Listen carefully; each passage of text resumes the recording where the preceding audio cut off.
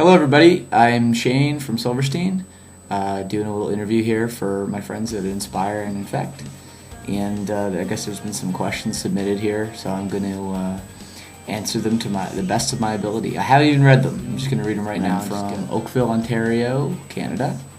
Right now I'm in Royal Oak, Michigan, where I stay a lot when I'm not on tour. It's a great city, love Michigan. The question is, what inspired you to start the band, and what keeps you inspired to continue on after 10 successful years? I think the same things, the same reasons that we started the band 10 years ago, the same inspirations and the same goals are still apparent today. Basically, we just do this band for fun, and I've always said that the second that it's not fun anymore is the second we'll stop. And as long as we keep having fun with everything we do, like writing music, touring, practicing, all the traveling we do and everything, like it's fun, and that's why we do it. And I think that's really our inspiration, is just life experience and everything that goes along with it. What is your favorite city venue to play? One of my favorites is in Norfolk, Virginia. It's called the Norva. It's an awesome venue. People there, fans are awesome there. Everyone that works there is really cool.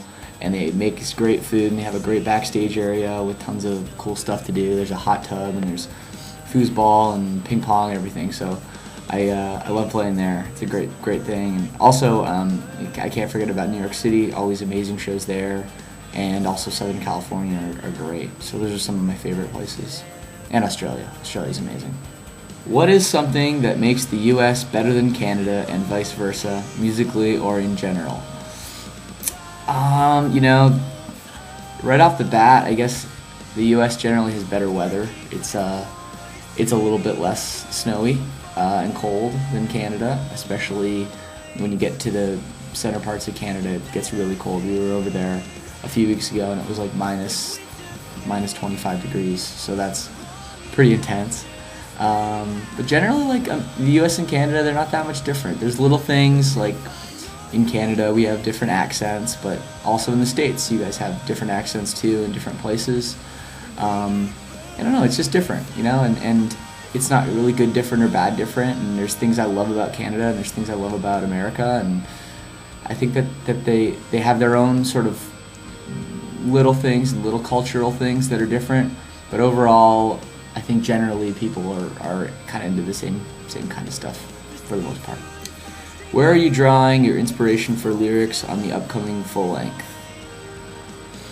I would say this time around, I really just tried to kind of look into myself and think about everything going on in my life and everything that's been going on in my life over the last 10 years, and try to draw from everything and just try to write more personal lyrics that are kind of more from the heart.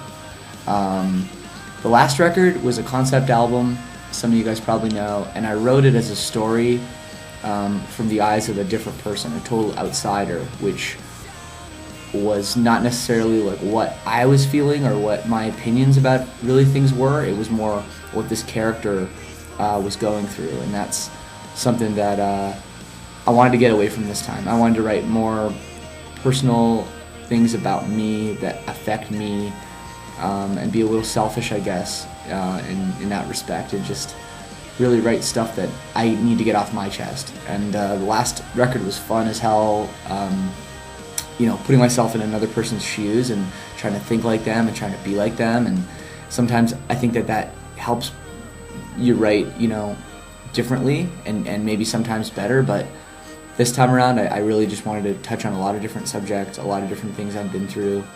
And some of my favorite lyrics I've ever written are on the upcoming record, so I'm stoked. All right, you've had some very interesting experiences with music videos, from playing in fire to falling through the barn floor. Has that changed your approach on making future music videos? Haha. Yeah, it's funny. We made the last two music videos with director Robbie Starbuck, who is an unbelievably awesome director and a really great dude. And there seems to be an element of danger with videos he makes, and yeah, it wasn't the fire really that was the dangerous part on that video. It was actually the frozen lake in like April that we were playing on, which was pretty sketchy because it was melting as we were standing on it, and the fire ring around us was like burning a hole in the ice, so that was sketchy. And falling through the floor was definitely a bit of a wake-up call. I think we probably do need to be a little more careful with things. I think like with the floor falling down, I was like, oh, that'll never happen. It'll be fine. Don't worry, guys. And then of course, boom! Like half an hour later, I'm falling into the basement. So it's I don't know. We'll see what happens. I mean, I want videos to be like fun and interesting and exciting. You know, I don't want to just do a video in front of a green screen. I want things to be real, but at the same time, I don't want to die. So we'll see what happens. Any plans for touring overseas? Yes. We realized that 2010 we didn't go abroad, I guess at all, really. And it was just a really tough year with a lot of stuff going on. We finished our EP, recording our EP. We're just about to finish recording our full length and finishing up that, so we've been really busy writing new songs and everything, and we really hope to get a chance. I know we'll get a chance this year in 2011 to come over and see you guys in Europe, and we're going to be in Australia in late February, March for Soundwave. So check that out, and yeah, we love you guys all over the world, so don't worry about that. We'll be around. The question is, something people would be surprised to know about you. I don't know, you want to see my third nipple? Well, one surprising thing about me is, despite only being about 5'9", I did play high school basketball for 4 years. And I was a starter for, I think, 2 or 3 of those years. Which was, a lot of people were like, really, you play basketball? So yeah, I was really into basketball. It was a big part of my life growing up. I played baseball as well, which I guess there are some 5'9" baseball players, not that many, but yeah. So I was pretty into sports back in the day, and I still am a sports fan, and I still try to be into fitness and athletics and stuff. But high school basketball player right here. Who knew? Thank you so much, everybody, for watching this video, and yeah, if you have any questions, the band has a formspring, formspring.me/ I think it's Silverstein 905. So check that out if you want to ask anything. And these videos are cool. Maybe I'll do these videos for Inspire Infect often. It'd be cool if you guys like it. So check it out. We have a brand new EP that just came out. It's called Transitions.